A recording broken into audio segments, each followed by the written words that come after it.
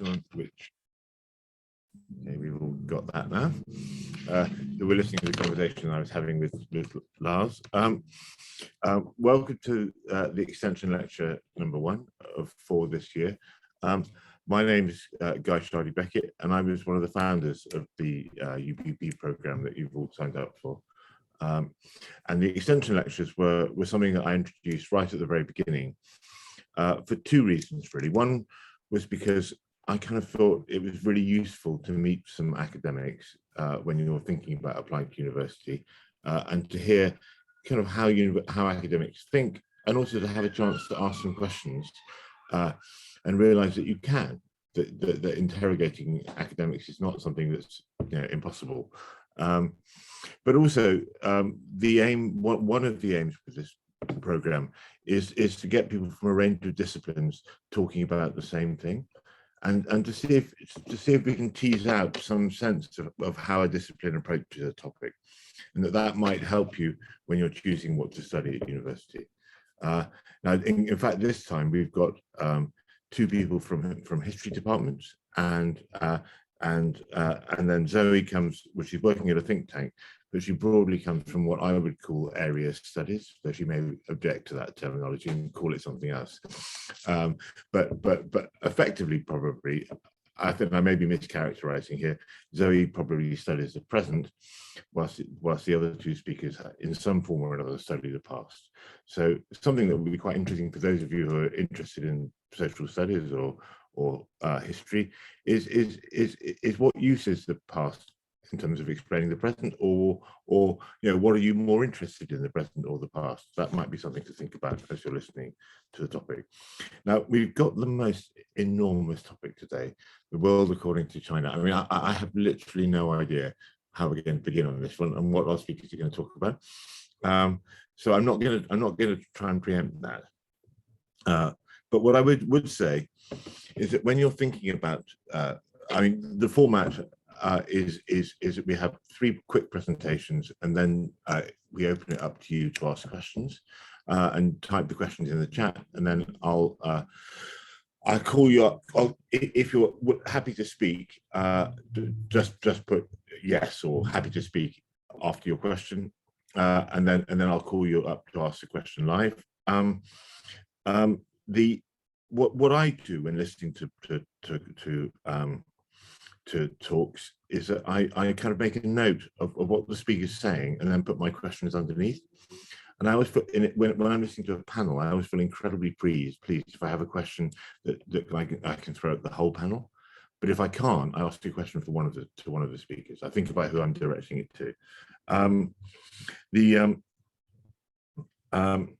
so, without much further ado, because we haven't got a great deal of time, I'm going to kick off with Dr. Lars Peter Landsman, who's a senior lecturer on the history of China at the School of Oriental African Studies at the University of London. Thank you very much for inviting me to this little round table, which has indeed probably the widest, largest, and most encompassing title that I've ever come across. But it's good. It's because it's thought-provoking, and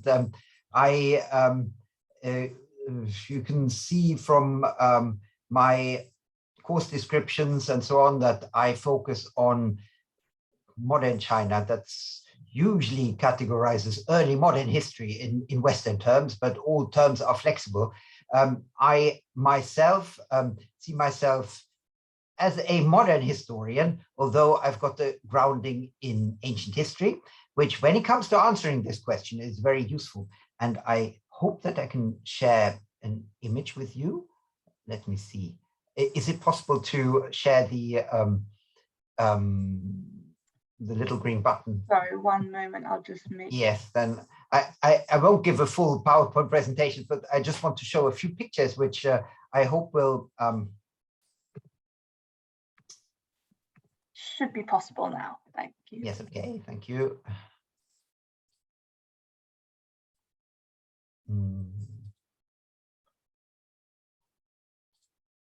So with a bit of luck, you should be seeing a large picture which has a large slice of sky but well, at eye level, more or less. And then further down, you have land. And it's titled Amgaapka, which in Manchu, Jurchen in Manchu means great heaven or big sky. And you have, it's followed by a the name of a deity, which is Tengri, which you can spell in different forms, but in the Mongolian and some of the Central Asiatic languages, it refers to the sky god. And then you have two characters. Actually, the one is reproduced under the ideograph of a sun, the sun. It's pronounced Hao, so together Hao Tian, and it means majestic sky, majestic heaven. And the character to the right, heaven, is the one that is important here because heaven is the universe. So in the Chinese world, the way that the Chinese comprehend the world, there is no God, although you can insert gods into this universe. But what counts when it comes to the idea of China and the world is what is beneath, because the term all under heaven, Tianxia, is the way that the Chinese used from the very beginning to refer to anything that refers to China. But now pay attention. It also refers to anything that is connected to the wider world. So in other words, in the pre-modern view of China and I would say, 1880s view of China, there is no distinction between what is good for the world and what is good for China. So where does the nation fit into this? It does not. There is no idea of a nation that could identify China. Instead, you have something else. And that's what I'm... Sorry, this is a different format. Doesn't matter. Here. So here you have emblems representing important elements of the last empire in China. Begins in 1644 in official counting, stretches back a little bit further into time, roughly until the beginning of the 17th century. And if you think of European history, if you think of African history, if you think of American history, that's a large slice of time. That is essentially the entire pre-modern period. Yet in China, we're already in the modern era for a number of reasons. You can ask me later. Now, what is this modern Chinese empire? It is essentially what the People's Republic of China is today. It is a multi-ethnic empire. Multi-ethnic empire that is, if you were to focus on this inscription that you find in the Yonghe, that is the temple for Tibetan Buddhism erected by the Yongzheng Emperor in the early 1730s. You can see an inscription in Manchu on the left-hand side, on the right-hand side in Mongolian. On this side, you can see it in Tibetan, although in Tibetan, it doesn't work in columns.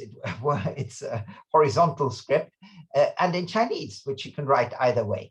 Fa Long Dian. So this is one of the great temples. Here you see again. You can see characters that come from a different realm, namely from India. So again, think back to the element, the most important element of China's self-understanding in the pre-modern era, that there is no distinction between where China is supposed to be notionally and de facto and the rest of the world. It is one, because it's one ideal. Here in the center, I will show you someone who's actually responsible for a lot of the upheaval today.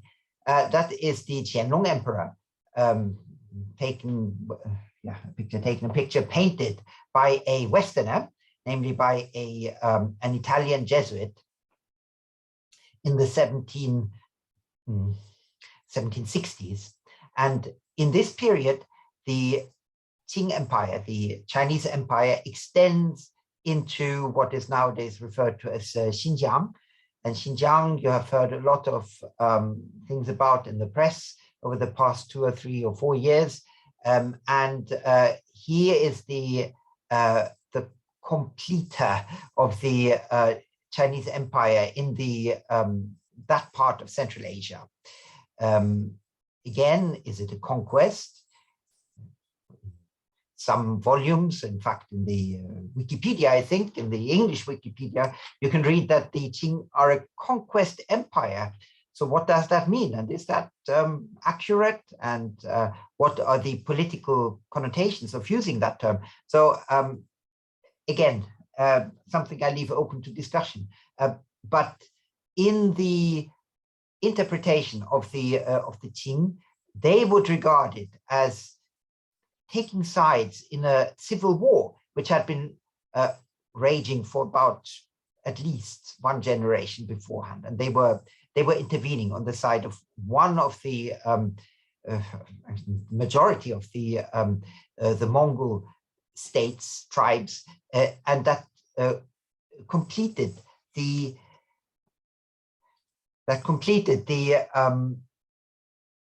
creation of China as a multi-ethnic empire that you can see here on this map, which represents the Qing Empire at the end of the Qianlong reign.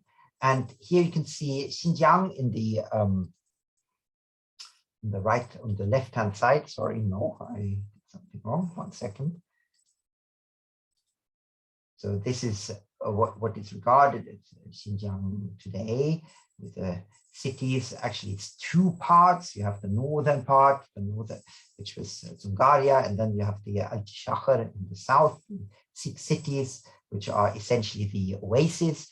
That is, so the northern part is what the Qianlong Emperor took over. Again, ask me later for details. But what you can see here is this multi-ethnic empire in all its beauty, represented in the shape that we recognize it today, because this is essentially the People's Republic of China. Does it have borders with neighboring states? Yes, it does. And the most important one is the border with the Russian Empire, concluded in a treaty of Nerchinsk, which and then later Kyakhta, which regularizes the contacts between the traders and then also the raiders from the north, but not just from that side, also from Central Asia. And that treaty is still in force. So what does that say? That it basically says that in this uniform world, there is a recognition of boundaries, and these boundaries are regulated by borders. And these borders, they are respected by China. So if I were to take you, and I know that my time is very limited, so I'm not going to say very much more. If I were to take you to a different map, wait, I have to click out of this. Yes, that's the map which I love very dearly, because it shows the shows Asia in the Northern Asia in the shape of the Soviet Union. And if you slide down a little bit, so you see here the contours of the People's Republic of China, which is almost identical to the boundaries that you saw just a moment ago. Outer Mongolia is outside. That's the main difference. And Taiwan is, of course, well, bone of contention. But then you see here the South China Sea, and you see a multitude of islands that, or actually you can't see them, but you have to believe me that there's a multitude of islands, and these islands are very much an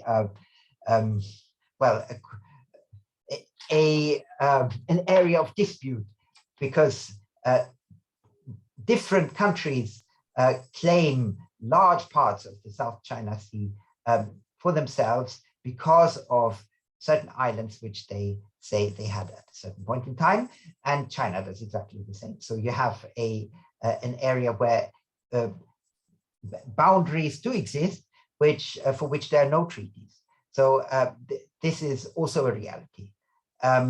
So I think I leave it at this point. If there are any more occasions when I think it's worthwhile showing you a map, then or a picture, then I will do so. But the important thing is that I wanted to give you a modern historical perception of China, self-perception, namely one as a borderless ideal, namely civilization, which does not know any boundaries.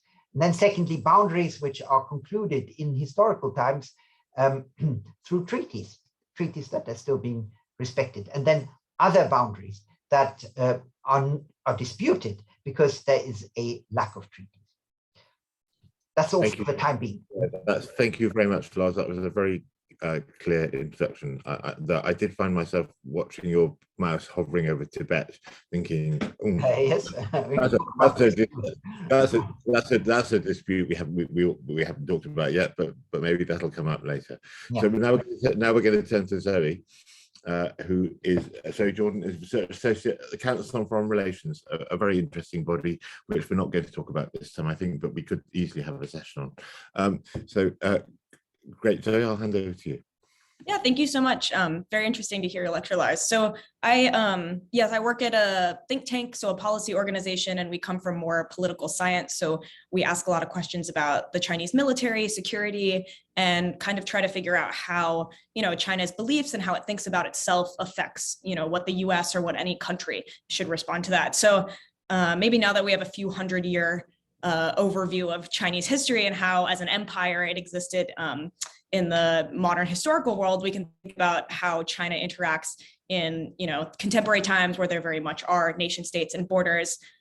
So I think I'll talk a little bit more about the contemporary government, the CCP, the drivers of its current worldview, and then could talk a little bit about its foreign policy, and if time, maybe a word or two on Ukraine, which I know is a very topical issue for everybody. So first, when we talk about China's current worldview, just who are we talking about? People within China, public opinion, the current government, the CCP, individual leaders. I'll talk mostly about the CCP and its foreign policy goals and how those were evolved. So in terms of drivers, we can talk about 4 issues and happy to go into any more. First is the CCP's view of its own history, which is even past the Qing dynasty. And then we can talk a little bit about Xi Jinping, the current president of China, his personal power and tenure, Marxist ideology and how the ideology of the CCP comes to guide its foreign policy principles. And finally, a few important internal governance issues. So what are the main questions that the Chinese government is dealing with its own people? So just briefly, the CCP believes that it is really the singular force that is capable and morally worthy of leading the Chinese nation, right? So its primary goal, at least from political science perspective, is to stay in power, is to maintain that power. And so it needs enough popular support to do so. But as an autocratic nation, there are many, the way that China behaves is very different than, say, the UK government or the US government shores up domestic support. We can talk about this more later, but there's since the Opium War and the Qing dynasty, which might come up until the founding of the PRC, the modern Chinese nation state in 1949, was called the Century of Humiliation. And so this was a time in Chinese history where the government and the people were subject to colonialism, to a lot of subjugation, and really guides, I would say, how Xi Jinping and the rest of the party sees it needs to overcome. And the tagline that you might have heard before is achieve the Chinese dream, or rejuvenation of the Chinese nation. And then the last thing I'll say on that is that this is a concept that's explicitly tied to Xi Jinping's personal tenure as president. So, with this, Xi Jinping, another note is he'll probably most likely be the only leader after Mao Zedong to extend his presidency to a 3rd term, perhaps beyond. And this marks a big shift, from his other predecessors, Deng, Jiang, and Hu, in asserting that centralization of power. So what that means for people living inside of China, or at least in the party even, a lot of centralization of decision-making, clamping down on civil society, And, for people like myself looking on the outside, what that means is it's very hard and increasingly difficult to see what's actually going on inside China. And as I'm sure more people can talk about, when you're studying China, even inside and outside the country, it's becoming increasingly difficult to do research and have access to sources and that sort of thing. And then in terms of ideology, so, Marxist doctrine guides the party, and at least in the US, there's ongoing debates about the extent to which that's a guiding factor versus what we call realist understanding. So how, power is distributed amongst different states. But, both of those things guide how China behaves vis-a-vis other countries. And then, we can see that in its foreign policy views, but the last thing on China's domestic issues is there are certain factors, I'd say, that it needs to manage as a government. So even though it is an autocratic government, it can't do whatever it wants, right? So stability maintenance and social stability is an issue that comes up a lot, right? So how does the party ensure that enough people are content enough to at least give it tacit support? The economy, right? That's an issue. There's a long-term economic slowdown. There's something called overcapacity we talk about. They produce a lot. There's a big push for being self-sufficient. There's huge demographic shifts in China, increasing unemployment. And what this means in practice for the government is there's, an increasing burden for them to take care of people like the elderly. And then, we're all still living in the effects of the pandemic, and this has exacerbated all of those factors. So when we look at all of this in whole and think about how it affects China's foreign policy and position, I'd say generally there's a dissatisfaction with two things, right? So the first is the world order as it stands, more broadly, but specifically that would be US hegemony. And by hegemony, we mean global leadership or dominance. So what this means when China looks out at the world is what are their preferences? Well, first, they'd like to dissolve the US-led alliance system, but that doesn't necessarily mean that China wants to usurp or supplant the United States as a singular superpower. And that's another kind of ongoing debate that goes on, at least in the conversations that I'm a part of. In the near term, maintaining sovereignty, territory, social stability, but then as Lars mentioned earlier, Taiwan, right? So long-term rejuvenating the Chinese nation is explicitly tied to the reunification of the mainland with Taiwan. So reclaiming contested territories is especially important. I think China would also want to be accepted by other countries as a regional leader, and also, making sure that the world is a comfortable place for the CCP to pursue its own interests, right? So the Chinese people have their own interests, have their own ideas, but at least from the governing party's point of view, right, they want to make sure that the global system can accommodate its interest. And so what that means, and what we see increasingly in different types of international organizations, like the UN, is moves by the CCP to replace what we think of as liberal norms or Western norms with autocratic ones. And so we can see that in, for example, exporting propaganda technology, trying to refine the definitions of concepts like the rule of law, things like this, right, that don't just affect China, but also other countries. And so one example that's very timely is the war in Ukraine. And if we follow Chinese media, what we see is kind of a uniform portrayal as the war of an inevitable result of NATO, so the North Atlantic Treaty Organization expansion, right? So the propaganda kind of says, this is a result of the US.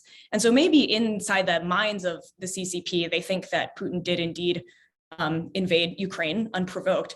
But nonetheless, because of China's security interests, partnerships, China doesn't have formal alliances, but it does have partnerships. It can't, explicitly go against Russia, which is something that, of course, the West would like it to do. So, of course, China doesn't want to see a prolonged conflict. It doesn't want to see this war go on. That's not very good for it in terms of trade.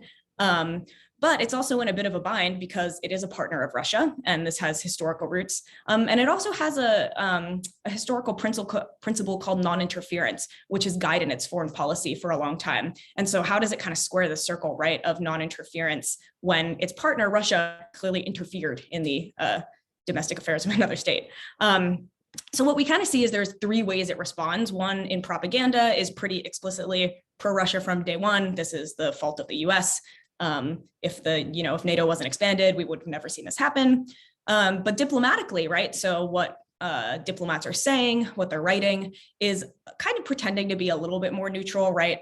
We believe in the sovereignty of other states. but we also think Russia had legitimate security interests. And then finally, materially or concretely, we haven't really seen, at least in my opinion, a lot of material aid that would in the end affect the outcome of the crisis. At least from the US perspective, I think most folks don't think that China will materially impact the war's outcome. And so, they're not really in a position to offer any concessions, help with trade or sovereignty issues. And also, I will say, relative to the US, China would like to see a more independent Europe, right? So it doesn't want to completely alienate Europe, but it's in a bit of a bind. It doesn't expect the US to soften its position on China in the long term. And so what I think that means is, it doesn't really have any incentives to do anything that the US or other Western states might want it to. So maybe I'll leave it there with just kind of a rundown of Ukraine, but happy to speak on more of this in some questions or answers. Thanks. So you covered an enormous amount of ground very quickly. That was absolutely amazing. Dan, your turn now. Let's get the second historical perspective. Yeah, sure. Yeah, hi, my name is Dan Knorr. I'm a instructor here at the University of Cambridge. I'm speaking from my office in Robinson College, where I'm a fellow. It's really great to be talking with all of you this evening. Thank you for taking the time to hear more about China. It's really exciting to have so many people in the room who are, patiently listening and have at least enough interest to show up. It's really important, I think, to hear more about China. So it's exciting to see so many people here. So yeah, we're asked to say a little bit about China's worldview today, how it's developed over the last century or more, as kind of Lars has given us a perspective on, and then how that worldview, as it's historically developed, affects perspectives on contemporary events, like Zoe was just talking about the Russian invasion of Ukraine. So I'm going to kind of go in that vein. Some of what I said is going to overlap or reinforce what Zoe said, but I might present it in a slightly different way. So since Guy talked about thinking about how people from different disciplinary backgrounds talk about a topic differently, I think it will maybe serve that purpose and hopefully spawn similar or kind of questions from different perspectives even. I'm going to start though with a couple of caveats or kind of warnings about approaching this topic. The first is that, to be honest, I'm a bit suspicious of the concept of worldviews. Or more accurately, I'm suspicious of how when we speak of worldviews, we tend to lump people together, right? And sometimes this will be on the basis of generalizations about their beliefs, like people of a religion sharing a given worldview, or sometimes they'll be on the basis of their national, cultural, class, racial, gender, et cetera, backgrounds. And that is definitely useful insofar as, when we're talking about, we really need to be able to talk about large groups of people rather than just a whole bunch of individuals. We don't get anything done as academics focusing only on individuals. It just be a lot to add up at the end of the day. But it can be dangerous and unproductive if we forget that within large groups of people, there are bound to be significant differences and disagreements. And I think this tends to be especially problematic in the case of China, where there's a long-running trope that Chinese people are basically all similar to each other and they lack individuality. You might say, okay, well, yeah, that's obviously a problem, and it's kind of just downright racist to think that. But you see that, for instance, when in more casual terms, when people talk about China, for example, as a Confucian society, which has some merit to it. Confucianism, as we call it, is something that came from China and still has an influence there. Oftentimes when people say that, they mean that Chinese people are all kind of deeply committed to social mores, like respecting their elders, and have some kind of a deep-seated inclination towards harmony or just getting along with each other. There are certainly people like that in China today and in the past. But also at the other side of it, both today and historically, people who live in what's China today have disagreed about a wide range of things too. And that includes core elements of what constitutes Confucian thought, or even whether Confucianism is a good thing, just to give an example. And that's not just ancient history, but very recent history as well. This is a second kind of caveat or warning. they'll make, and this might surprise you since I am a historian. I think there's a danger to over-explaining things with reference to history. I think history is very useful. It's essential for understanding the world as it is today, but there's a danger to it. And again, I think this is especially problematic in the case of China, which we often see described, including by Chinese people themselves, as having an especially long and almost eternal history that effectively determines the character of the country. It's very kind of tempting to speak about China this way. China is the way it is because it's always been that way. History provides all of the answers. Well, again, it's important to study history to understand how the world has come to be the way it is today. But history is to a large extent an accumulation of individual and collective decisions. It's something that we make and remake every day. And history at the end of the day can't predict, let alone determine the future, because change in one way or another is always possible. It's inevitable even.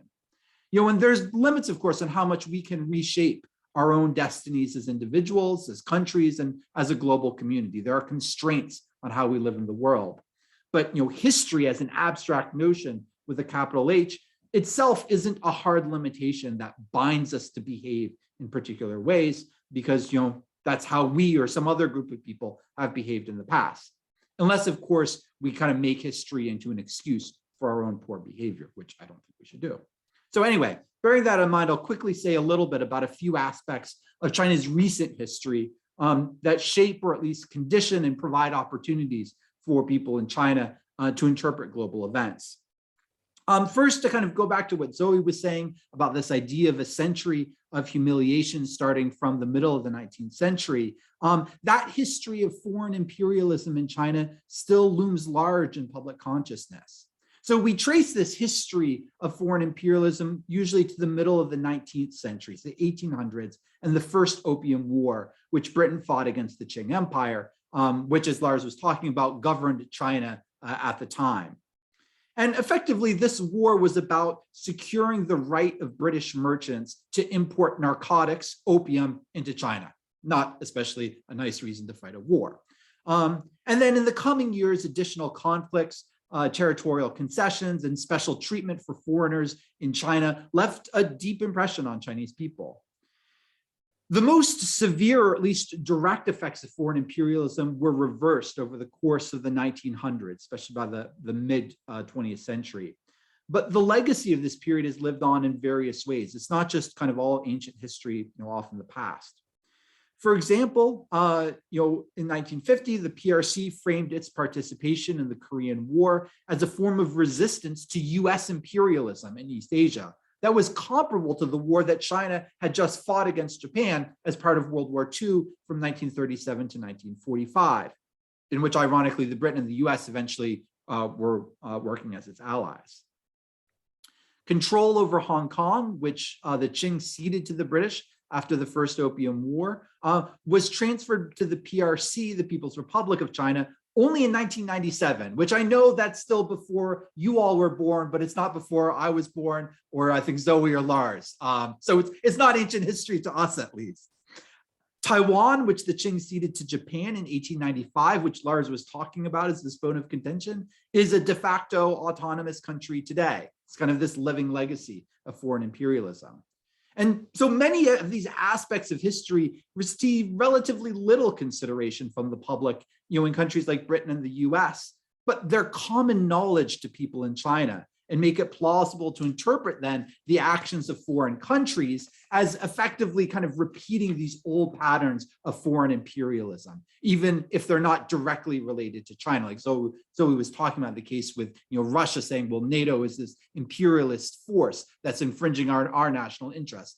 That resonates with people in China because they think about their country's own history with foreign imperialism. Second, one of the most important developments in recent global history has been the tremendous growth of the Chinese economy since the late 1970s, following a series of reforms implemented under the leadership of Deng Xiaoping. Without trying to touch on every implication of this development, which is huge and multifaceted, I just want to comment on how it relates to one aspect of what we might think of as a distinctively Chinese worldview, namely a preference for stability. We think back to Mao Zedong, who is the leader of the People's Republic of China when it was founded in 1949, more or less up until his death in 1976. To Mao Zedong, stability was a curse. Mao wanted revolution, and not just a kind of a one-time revolution, you stick a date on it, but an ongoing process of radical transformation. And the PRC made some really considerable achievements under Mao, but the costs of radical continuous revolution were too steep to ignore by the time of his death. People realized we need something a bit different. And then you have the more measured reforms under Deng Xiaoping that undid or reworked some aspect of Mao's revolution and helped raise the standard of living in China to effectively unprecedented levels. And China is a big country. It's characterized by a widening gap between rich and poor. There's systematically unequal treatment of people of different ethnic groups like Uyghurs and Xinjiang, like Lars was talking about. So there are still many people who are disadvantaged within China's socioeconomic system. It's like other countries in the world in that regard. Its problems are different. They're more severe in some areas. We could talk about maybe they're less severe in other areas. Anyway, but having said that, there are also a great number of people who have a vested interest in maintaining the stability of a system that has, by some measures, performed very well for them. In that sense, then there's a clear consonance between the interests of a significant portion of China's population and the efforts of the Chinese government to maintain control over society and economy, like Zoe was talking about. So like she was saying, it's an authoritarian country, but that doesn't mean it can do whatever it wants. It has to perform well. And in a lot of ways, for a lot of people, it has performed pretty well, especially from economic perspectives. That said, contrary to these incentives for stability, in recent years, this probably isn't news to you, the world has proved to be a pretty unstable place.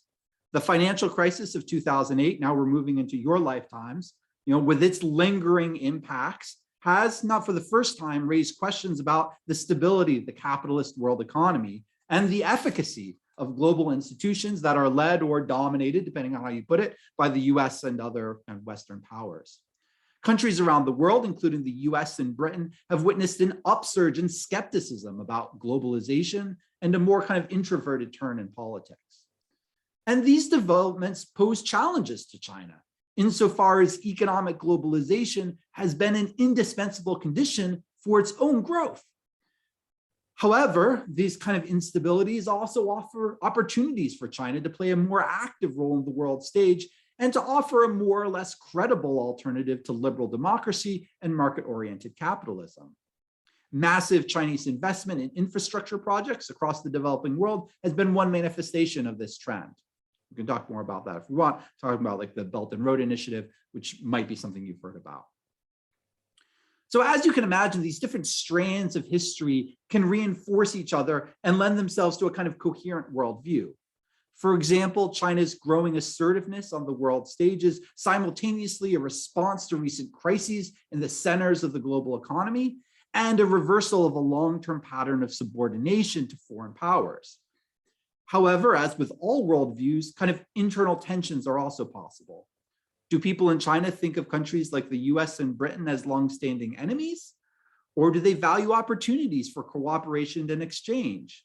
They sound like contradictory things, but whether you listen to representatives of the government or talk to people on the street, I think you'll find that the answer is both. It kind of depends on the person and the time. Likewise, do people in China embrace the possibility of reshaping the geopolitical order? Or are they concerned about the implications of too much change? Again, both, depending on the person and the situation. Remember that China is a big country and a dynamic one too. It's much easier to kind of retrospectively explain any particular viewpoint that you hear that's espoused by the government or a person on the street than it is to predict absolutely what someone will say or do in a given circumstance. And this capacity for unpredictability and change, I would say, is something that people across the world share in common. So we need to bear that in mind when we're thinking about China as a place that we can talk a lot about its history, talk about very generally, but also has a lot of internal diversity that we have to kind of bear in mind and use to give ourselves a little bit of a dose of humility, lest we claim that we know everything about it. which is why we need more people like you to kind of study and tell us more and more so we get an increasingly nuanced and more complex picture of China and the world. That's all I've got to say. Thank you. Thank you very much, Dan. So what I'm going to say to everyone in the audience now is just have a think about your questions and then plonk them into the chat. If you would like to be called forward to ask a question orally, just put happy to speak or something at the end of your question. Otherwise, I'll read the questions for you. While you're doing that, I'm just going to throw a question at everyone just to kick it off. Actually, maybe I'll throw it at yeah, all three of you. And one thing you haven't talked about at all is Chinese interest in Western ideas. And of course, British and American universities are now full of Chinese students, which they weren't 30, 40 years ago.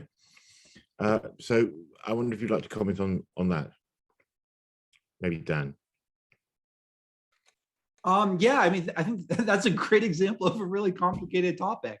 I think you can see kind of probably multiple categories of Chinese students, for example, who are studying abroad in the US, the UK. One category of students, I'm sure, are people who are very, very curious about Western ideas and very open to them. I think there's a good possibility that the number of people in those categories has shrunk in recent years compared to, say, the 1990s. That's not, I don't have any mathematical data to kind of point to that. Then there are some people on kind of the other end of the spectrum who probably are kind of maybe a bit defensive about, you know, kind of the ideas that they've grown up around and are kind of hostile maybe even to Western ideas and sensitive to them. And that's not why they're here. They're here to get a great education in, you know, engineering or medicine or physics or whatever. They might have no interest in staying here. They might want to go back to China. I'm sure there are people like that too. And then there are people in the middle, of course. You know, some of them will kind of come and then through their studies here, they're going to be, you know, maybe more interested in how we teach about history here, or kind of ideas of, you know, democracy and our perspectives on it. On the other end of the spectrum, some people might actually be turned off by those ideas. They'll, you know, find, you know, aspects of society. I'll just say in the US, since that's my home country, I don't want to criticize the UK here, like racial injustice for the US, crime and homelessness in, you know, inner cities. They might say, no, that's not so great. That system isn't working. I don't want that. Or they'll experience racism themselves and feel alienated from you know, the culture of the US, the UK, or whatever. So I think there's kind of a broad range of possibilities. Great. So Ashley Hamilton's got a question that he's going to ask. Hi. I know that Dan mentioned about Confucianism, but I was wondering, I'm happy for anyone to answer it. To what extent do you think that Confucianism is unique to a Chinese worldview? To what extent do you think it impacted other worldviews as well?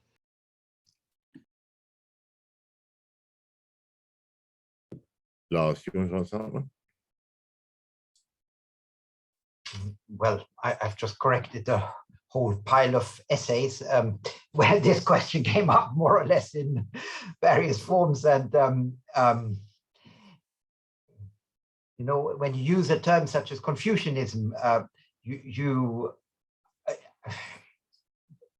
it can be used in many different ways. And perhaps the most enlightening thing to say is that in Chinese, there is no term for it. It's, you know, you call it the study of the educated, the wise, but there is no firm concept of what Confucianism is. That's for starters. That's just to sort of get the things off onto a notional basis. And then even amongst those who you can describe as Confucians, you get different schools, you get different directions, and that vastly influences the way that the members of the elites would see China's place in the world, and then also other countries. I mean, to give you a very good example, Kang Youwei. Kang is best known for his attempted reforms of the late Qing Empire, 1898. the so-called 100 days reforms. He was a Confucian through and through. In fact, he wanted to establish Confucianism as a state philosophy, or perhaps even religion, in the same way as the Meiji in Japan had put Shinto into a specific place, so that the state would have a central place of veneration in the public. Well, his reforms were rejected, and then later taken up again in the late Qing reforms just a few years later, but without reference to his name. So what does that say about the Chinese state being Confucian at that point? It was perhaps an attempt to integrate certain elements of pre-modern Chinese thinking into a very much modernizing state that you had at the end of the 19th century. And the same you can say in the People's Republic today, where you have an ideology which nominally belongs to a Western tradition, which is known as Marxism-Leninism. But the Chinese, of course, not kidding themselves, so they're calling it Chinese socialism. Socialism with Chinese characteristics, which puts an adequate amount of pre-modern Chinese thought into it. And this, you can say that Confucianism is very much alive in this type of thinking. But then you also have people like... Lars, I'm going to ask you to draw a line, because we could go on. We've got to cover lots of questions if we can. Okay, sorry. So just to say, you can approach it from many different directions. And the last example was one of my students who graduated. He was Chinese. He graduated. He went back to Shanghai, where he's now a teacher at a Confucian school. So this is again 21st century Confucianism in China. Okay, thank you very much. I'm going to throw a question out to Zoe from Tabitha, who wants me to ask it because there's a lot of background noise where she is. But she's asking about the problem of racism towards Asians because of the pandemic, and whether being neutral on Russia could also impact on that problem. Sure, and I would also say, Tabitha, that's a great observation to notice that, during the pandemic, we did see such an increase in anti-Asian hate and racism. And, one kind of interesting element on that is a lot of the, I track Chinese media pretty closely. And one thing that we see is in Chinese state media, it really is a top-down portrayal of, East Asia in particular as kind of like one big happy ethnic family. And so, to some extent, this is, from the state's view, it's important to kind of co-opt diasporic groups, and this is like part of a governmental strategy to kind of create this distinction between the East Asian Chinese, which kind of goes back to what Lars was saying, from a Confucian ideology towards the West. And so maybe some overlap we see here is, I think as Dan was mentioning earlier, as the Ukraine war being in the Chinese conception, a result of, or the Chinese government's conception, a result of NATO expansionism and imperialism, right? There's different kind of interpretations of a racist West versus China and the Chinese government, the modern Chinese government, trying to be a home for all Asians. Thank you, Zoe. Dan, do you have anything to add? No. Okay, so Megan, do you want to ask your question directly? I can do. In the future, do you think that China will achieve its goal of being accepted as a world leader as its political system currently stands, or do you think they'll have to adjust their political system to be accepted by other nations? Do you want to direct that at anyone in particular? It's a brilliant question. Not really, just anyone. Okay, let's ask Dan. Yeah, that's a really tricky question. I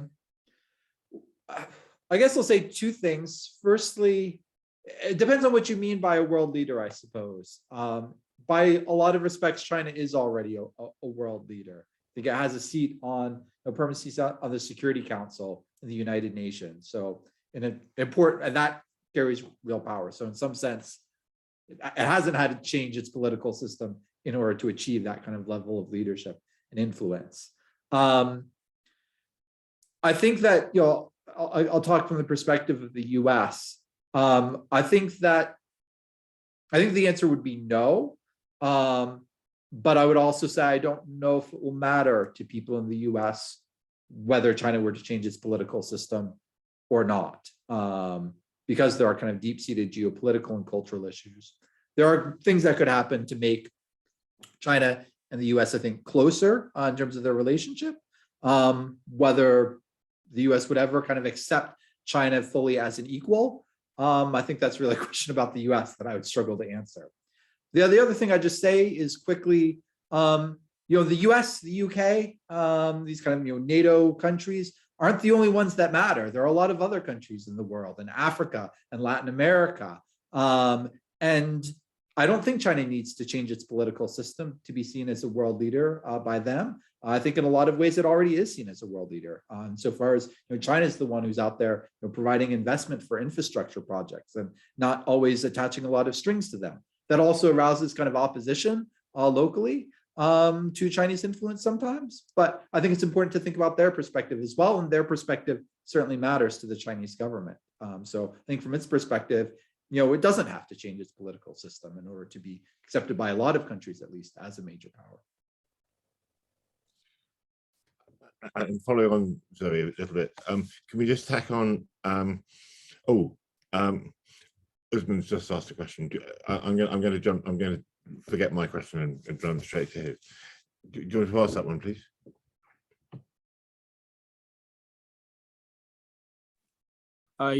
Sorry. How beneficial is reinvestment to infrastructure from China compared to other countries, and why is the Chinese investment rate so high? Let's throw that at Zoe. Sure. So there's kind of internal factors and then external factors, right? So internally, China, as we talked about earlier, had this booming economy from the Deng Xiaoping era. And so it resulted in a lot of basically the ability, the capacity to do so, right? Just to have the capital to invest. So economically, there are those reasons, and that, provides jobs to Chinese laborers, that provides what we might call soft power, or so some people would hope that would provide soft power. But then also, somebody mentioned earlier the Belt and Road Initiative, and as kind of the signature foreign policy initiative of President Xi Jinping. And so this is kind of, in some ways, or many people have argued, is kind of a new foreign policy grand strategy, which we might say is one way to think about a worldview, right? A grand political strategy to create connectivity. And, maybe if we are to think of historical analogies, right, the Belt and Road Initiative came out, I think in 2017 or 16, as an extension of the ancient Silk Road. So that's even how the Chinese government itself framed the initiative in the beginning, is not just the transfer of goods, of infrastructure, of connectivity, but through that also ideas, culture, right? And this shores up Chinese influence. This signals externally that China is willing to be a leader. So, how beneficial is it? The results are mixed. We've seen results in some areas. We've seen bad scorecards in other areas. I think in Africa, largely successful relative in terms of public opinion. But then, some cases, for example, Sri Lanka, there's kind of a port that has become kind of an infamous symbol of Chinese just taking advantage of smaller countries. So the material scorecard is mixed, but the reasons to do so are both economic and political. Thanks, Zoe. We have a question now from Damien. Do you want to ask that perhaps to Lars to start off? Because I think it's interesting in terms of this notion of where China sees its boundaries.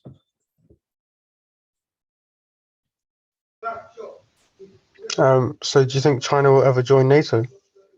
I'll show you a picture. This is what you can see in a neighboring institution. And it shows you the attack by the Boxers. They're referred to as Boxers in the West because they were practicing Tai Chi Chuan, basically martial arts. The Chinese call them Yi He Tuan, which means the units for righteousness and harmony. And what you can see here is an attack by these Chinese soldiers on a group of foreign armies. To answer your question, that's many of them who you would find in NATO today. So it's a very much a reminder that the Chinese in general, of course, that doesn't go all the way back to the 19th century. I mean, the probably the most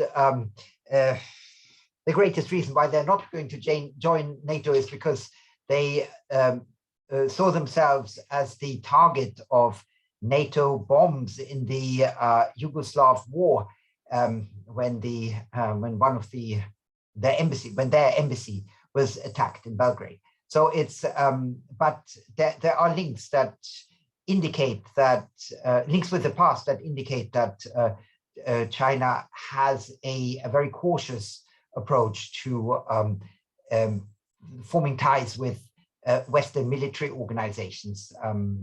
That refers to individual states, but also to international organizations such as NATO. Would it do the same with Russia? No, because there the situation where you had a war, or nearly a hot war, namely in the late 1950s, early 1960s, that is even more in their living memory. So their attitude is very much one of independence. Thank you very much, Lars. We should probably note that China was probably the first signature in the foundation of the UN in 1947. I mean, that was an accident of the alphabet more than anything else. But they are very proud of the fact that they were the first to sign the UN treaty.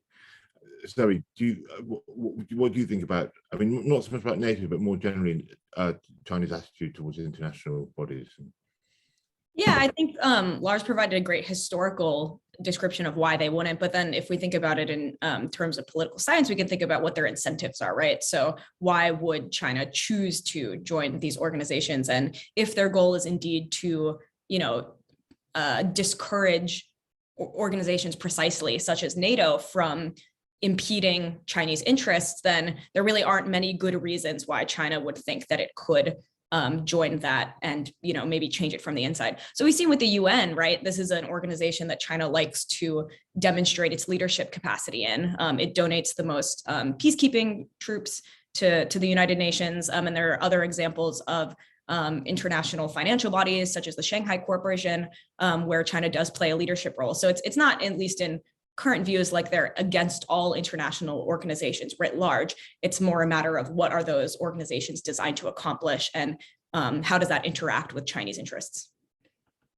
We're sort of running out of time, but there's a really fantastic question that's just appeared. So if everyone's happy to spend another five minutes or so, I think we should answer it. So Ashley, do you want to answer it? Ask it, please. Oh, okay. If there were sanctions to be placed on China for whatever reason, similar to the extent of Russia for the Ukraine war, hopefully not with Taiwan, how would it affect the world in terms of resources and products, as a majority are made in China with that label? Do we have any alternatives? Yeah, so would we dare deploy sanctions with China? That's a really, really good question. I don't know who wants to answer that one first. Maybe we'll throw that round to everyone. It's a really interesting thing about our relationship with China, I think. Zoe, do you want to have a... Oh, sorry, go on, Lars. Go ahead, Lars, it's okay. I'll give you one example. just one example. I'm from the city of Gothenburg in Sweden, which lives off the car trade, and there's a company called Volvo, and they actually two companies, one for cars and one for lorries. That's owned by the Chinese company Geely, and there have been a lot of discussions actually in the context of the Ukrainian war and of the support of Putin for Lukashenko in Belarus, White Russia, because they have branches in those countries as well. So all of a sudden, this enmeshment with Chinese investment is showing itself to be to make strategic decisions for the politicians much more complex. Yes. So in other words, I don't believe that that a global, or let's say a Western round of sanctions would be beneficial for the West or have any impact on China. Dan, what do you think? Yeah, I mean, there would be a major effect across the global economy. In terms of that question, do we have alternatives? It is worth noting that, we talk about, the globalization of the economy, the reform and opening under Deng Xiaoping, China becoming an export-based economy. The dynamics of that have shifted. As labor costs have risen in China, companies have shifted some production, for example, clothing, textiles, to other countries where labor costs are lower. But that means that China's kind of moved up into other industries. So the kind of high tech, the iPhones and stuff like that. And especially if it were about a war between China and Taiwan, think of all the kind of microchips and whatnot that come from those countries. Are there alternatives? Sure, there are in a lot of cases alternatives. I won't say absolutely, but the global economy is one way, and you can't kind of shift gears overnight. On, I guess, a pessimistic side of things, that's no guarantee of kind of perpetual peace, though. If you go back to the eve of World War I, one theory was that economic ties between countries were so tight that surely the entire continent of Europe couldn't go to war against itself, and well, that's what happened. Like I said, history doesn't explain things entirely. History isn't bound to repeat itself, but history does tell us that things that we might not think are possible or likely, in fact, can unfortunately be possible. I think that's the lesson we can learn. Sorry, you have the last word. Sure. Yeah, no, I think all of that's well taken. But I would also say, I think right now Russia has shown that to some extent there is a willingness or an appetite in the West to eat economic costs for these political reasons. Like Germany is a great example. They, that is a huge shift in policy to not import oil from Russia, and that has very real significant economic costs. So if I were, sitting in Zhongnanhai in Beijing, I would be thinking, oh, there really is the level of solidarity is quite not necessarily surprising, but it does show that appetite's there. But I'd also just say that, preventing these, what we call secondary sanctions, is what China does not want to do. So they're kind of a big reason why they're not condemning Russia more forcefully is not necessarily because of moral reasons. As we talked about at length earlier, they view NATO as imperialist, as expansionist, but because they want to avoid the material consequences of what the West would do for a perceived involvement or a kind of tacit endorsement of Russian behavior. And on that note, I'm going to say thank you very much for a really fantastic discussion and brilliantly tackling a huge question. And thank you also to our audience who've asked some amazing questions. And very often, this is the 5th year, I think 6th year we've done this program, and often in the first one there are very few questions indeed. But today you were firing them in, so that was brilliant. Thank you very much. Thank you so much, everyone. Have Thank a good you evening. all. Thank you. Thank you.